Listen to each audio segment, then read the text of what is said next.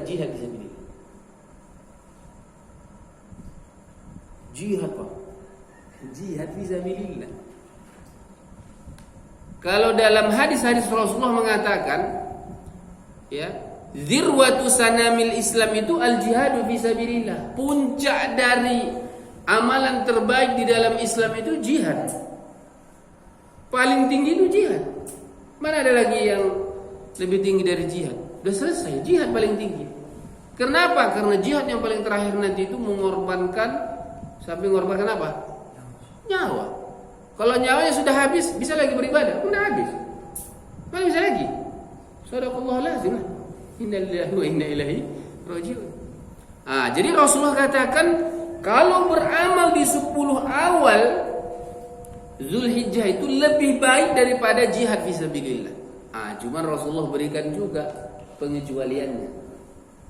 Ada juga pengecualiannya. Tetap juga ada pengecualiannya. Kecuali apa kata Rasulullah? Kalau ada orang yang mati syahid. Ada mati syahid, dia bawa hartanya juga, terus tidak lagi balik, dah habis, hartanya habis di medan perperangan dan dia pun nyawanya habis, nggak balik kecuali namanya aja. Maka yang seperti ini, maka ini tidak ada yang lebih abdul dari itu.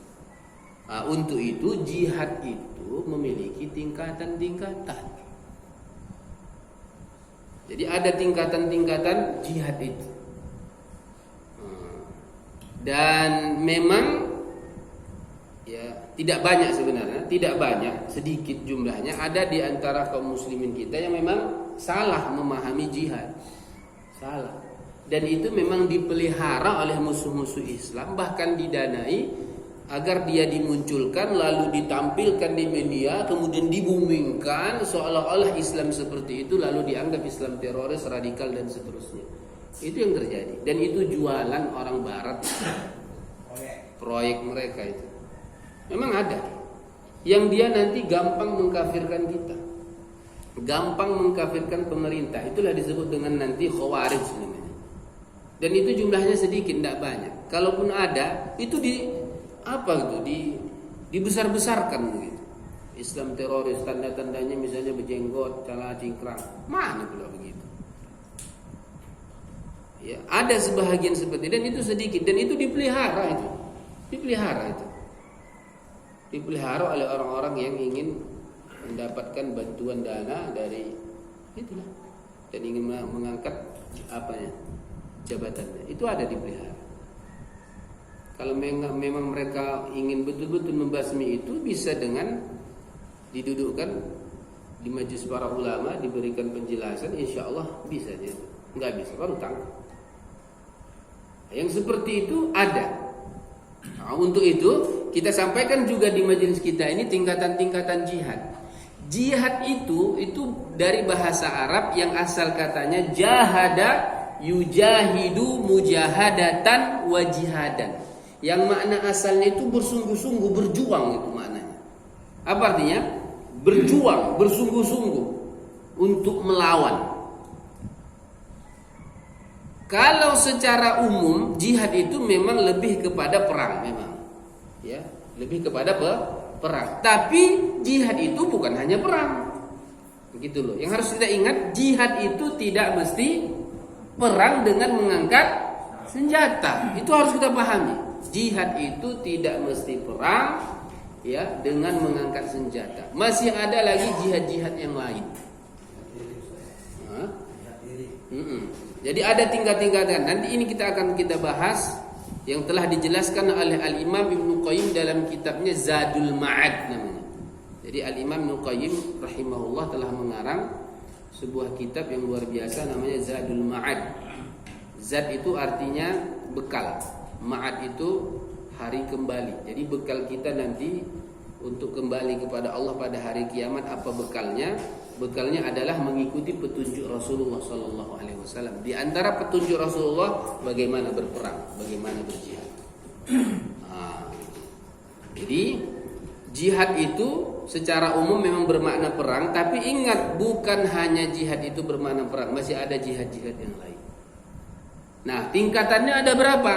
Ini. Secara umum tingkatan jihad itu ada 4. Ada berapa, Pak?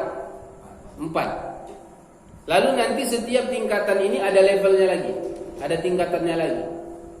Yang pertama namanya jihadun nafsi, berjihad, berjuang melawan diri sendiri. Itu yang pertama. Jadi yang perlu kita lawan itu sebelum orang lain musuh di hadapan kita, yang pertama itu musuhnya diri kita sendiri. Yang kadang-kadang ada orang yang terbawa dengan dirinya sendiri, kalah dia dengan dirinya sendiri. Misalnya begitu azan berkumandang, tak sanggup dia menegakkan badannya dan membuka matanya, lewat sholat itu. Nah, gitu kan? Tak bisa dia melawan dirinya. Maka yang pertama namanya jihadun nafsi, jihad melawan diri sendiri. Tingkatannya nanti ada 4 lagi, tapi kita sebutkan dulu tingkatan yang umum. Jihadun nafsi, jihad melawan diri sendiri. Jadi diri kita dulu kita lawan, jangan orang lain. Istilahnya jangan munafik gitu ya, ngatain orang, nyuruhin orang, tapi dirimu sendiri pun tak terurus. Mau ngurusin orang, tapi diri sendiri pun tidak terurus, tidak boleh. Jadi diri sendiri dulu didahulukan, jihadun nafsi, diri sendiri. Yang kedua baru jihad melawan setan, musuh yang tak nampak dan pasti ada. Dan bahkan Allah banyak sekali dalam Al-Quran menjelaskan bahwa setan itu adalah musuh yang nyata. Nggak nyata kok, nggak nampak, tapi efek sampingnya, virusnya, monsternya nampak. Nah, gitu dia, bentuknya nampak. Jadi yang kedua namanya jihadun nafsi, berjihad, jihadu apa? Syaitan, jihad berjuang melawan syaitan. Yang ketiga apa? Jihadu al-kuffar wal munafiqin, jihad melawan orang-orang kafir dan orang-orang munafik. Satu level itu. Sama tuh, orang kafir dengan orang munafik sama-sama kafir.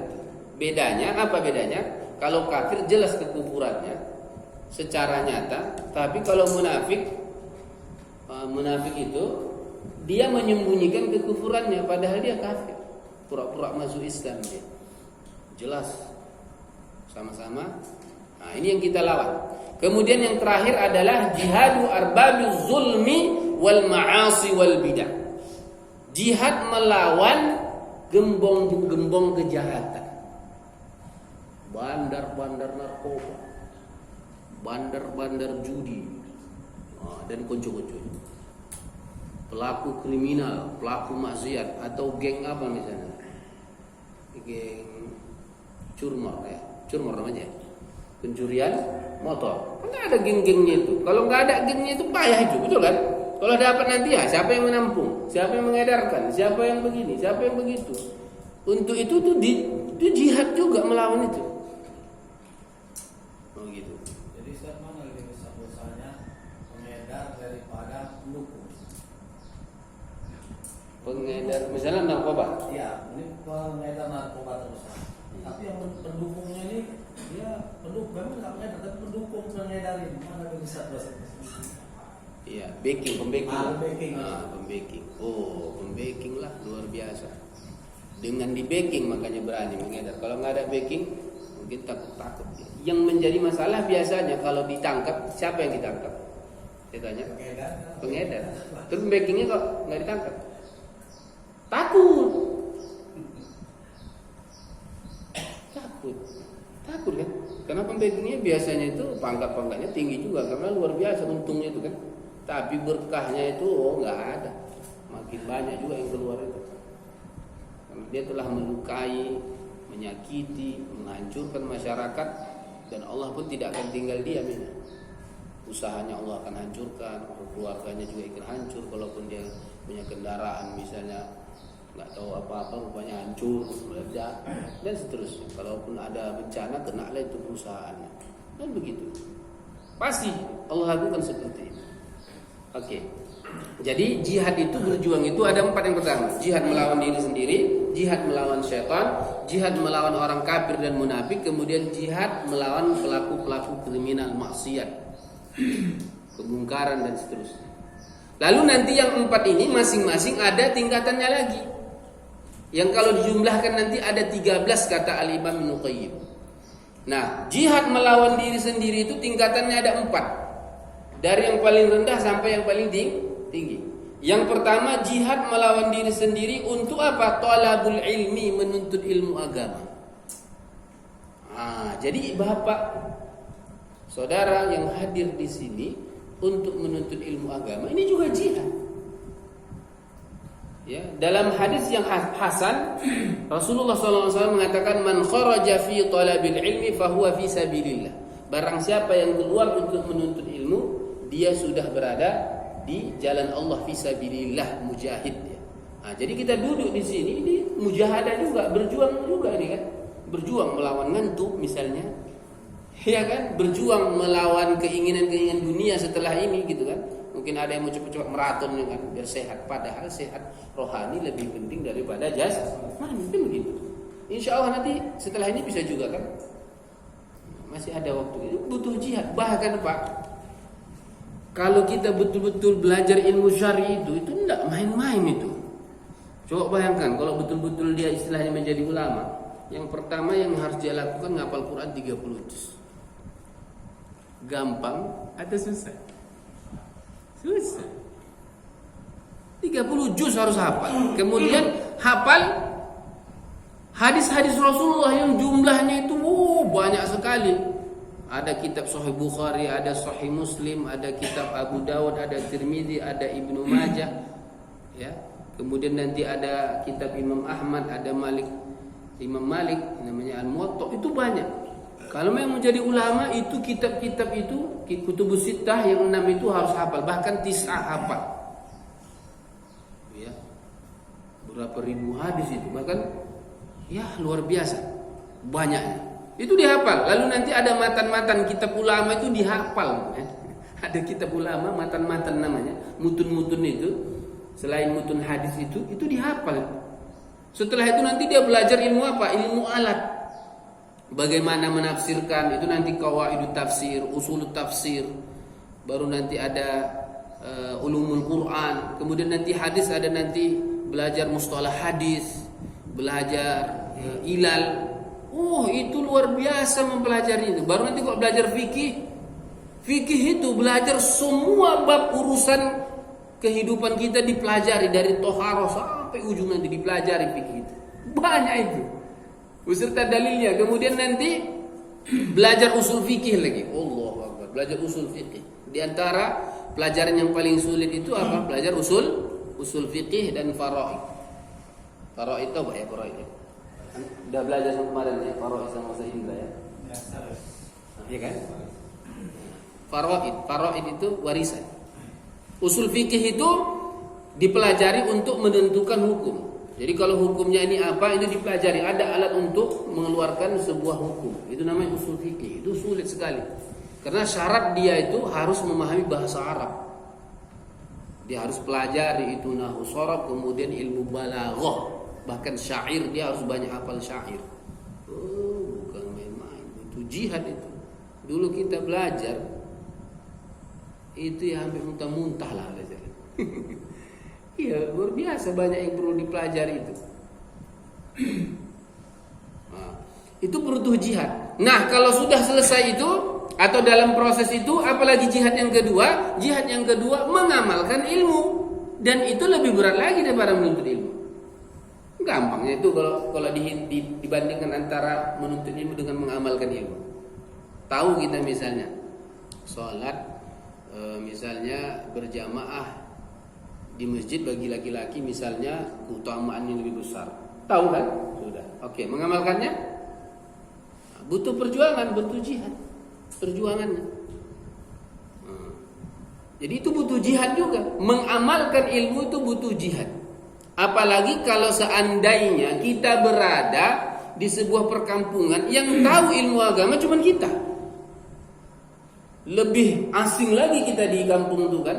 Mungkin banyaklah cap-cap bagi kita nanti di kampung itu. Yang sok suci lah, yang beginilah, yang berlawan dengan adat istiadat dan seterusnya. Padahal itu bertentangan dengan ilmu agama. Jadi butuh apa? Jihad. Kemudian yang ketiga, jihad apa? Jihad mengajarkan ilmu. Itu lebih berat lagi. Lebih berat lagi. Jihad melawan mengajarkan ilmu. Jadi sudah kita pelajari, kemudian kita amalkan, lalu kita ajarkan. Nah, kalau kita sudah mengajarkan, musuh pun bertambah. Contoh misalnya, seandainya saya larang misalnya, asal saya pergi ke masjid pengajian saya bilang, "Pak, jangan merokok." Hukum minimal merokok misalnya saya katakan makruh. Tapi kalau saya ambil misalnya haram merokok. Oke, kira-kira apa yang terjadi, Pak? Jamaah kira-kira suka tidak? Jamaah aja, jamaah, belum penjual rokok, belum pabrik rokoknya gitu ya. Saya sok panten ini. Udah enggak usah undang lagi ustaz itu. Payah ustaz ini, rokok pun haram sama dia kan. Udahlah. Bahkan yang penjual rokok menganti-wanti, apalagi kalau dia yang mendanai pengajian itu dari usahanya kan. Ini tidak bisa nih.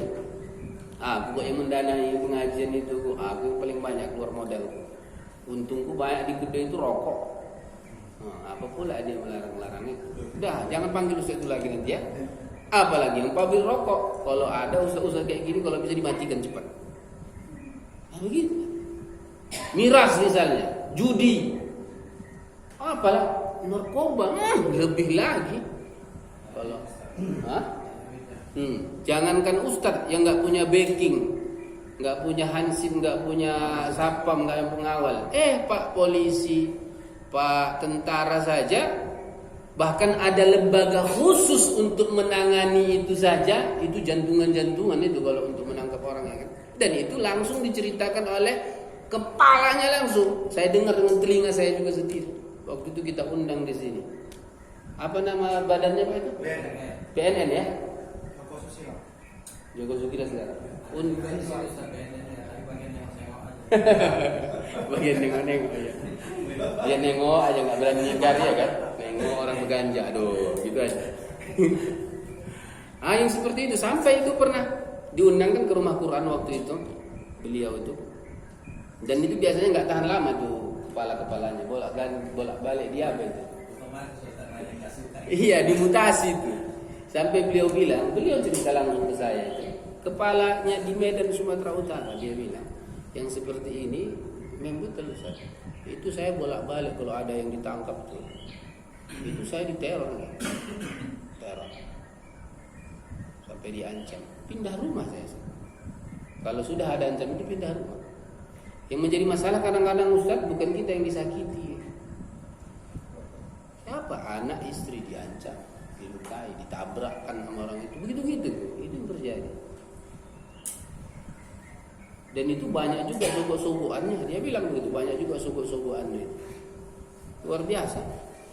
Ya jangankan jangankan orang lain. Dari keluarga kita sendiri pun, saya jujur itu, ada dari keluarga kami itu, keluarga adik atau anak itu, saya itu luar biasa kayaknya. Karena anaknya itu minta 1M dikasih 1M. Keluar dari penjara 1M.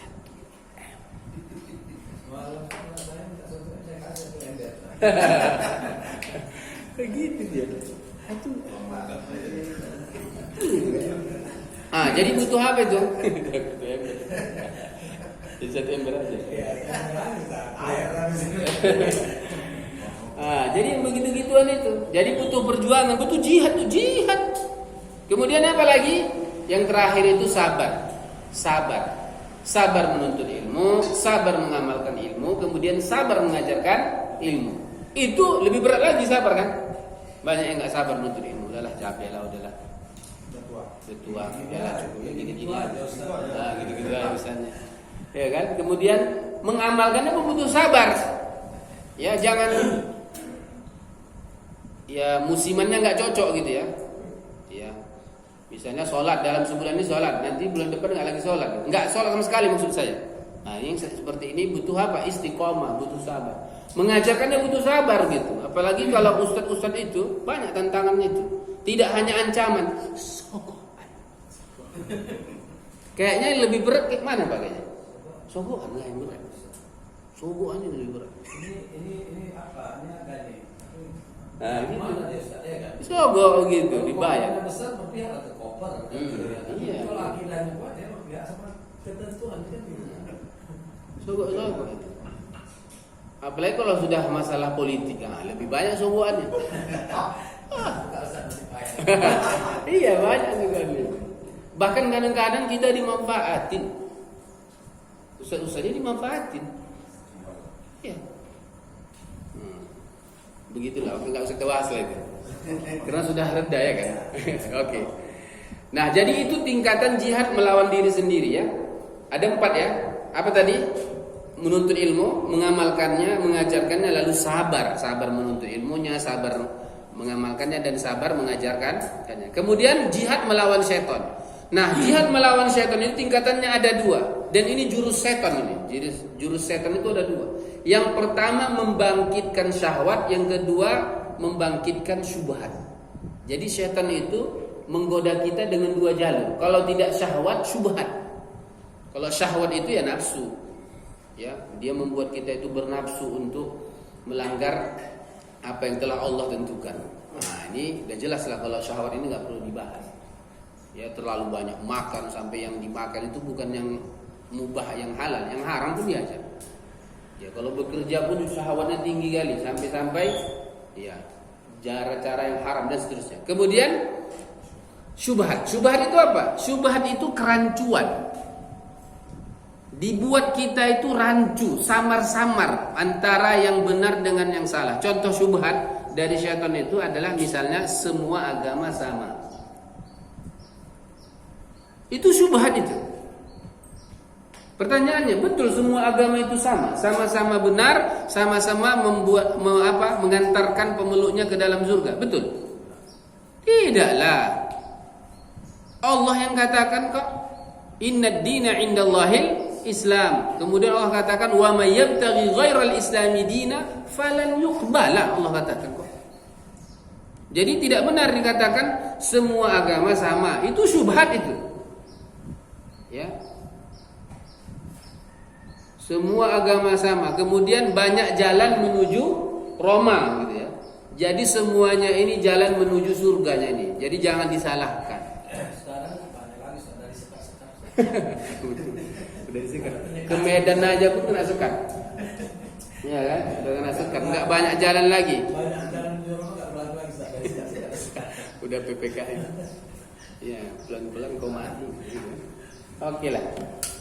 Nah, jadi itu syubhat namanya, syubhat. Nah, ada syubhat. Atau misalnya syubhatnya begini.